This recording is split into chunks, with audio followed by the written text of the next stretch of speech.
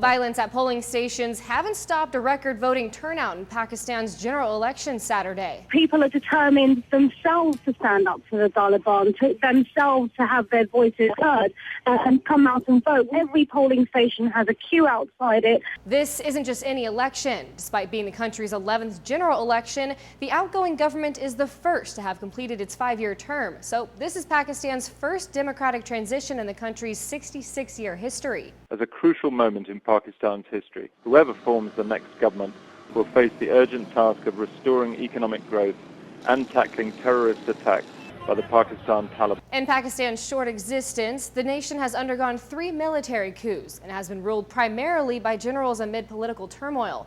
The lack of military interference in this election has made it, as the New York Times calls it, a vibrant race. This time, the military has largely steered clear of getting involved in the election. There have been few allegations of manipulation by the military's Inter-Services Intelligence Directorate, which in previous elections had bribed or intimidated candidates to obtain a result favorable to the military leadership. The country has been in the throes of election fever for the past several weeks. As the people elect members of the national parliament and 4 provincial assemblies, they will also choose between re-electing former President Asif Ali Zardari or 2 frontrunners for Prime Minister. Nawaz Sharif, head of the Pakistan Muslim League Nawaz, he hopes to become Prime Minister for the 3rd time after being ousted and exiled by the military in 1999 and losing the 2008 election after his return to Pakistan in 2007. And Imran Khan, a popular Pakistani cricket player and founder of the Movement for Justice Party, has appealed to a largely young urban demographic disenchanted with politicians and corruption within the system.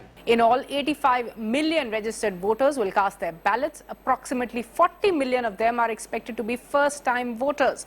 They will elect close to 1,000 members of the national and 4 provincial assemblies. Long lines were reported at some stations, with waits of at least 3 hours. Pakistanis hope their vote will usher in reform in a country battling corruption, a struggling economy, security threats, and a failing infrastructure. But in some cities, the election was marred by Taliban violence. Within hours of polls opening, violence was reported in several areas.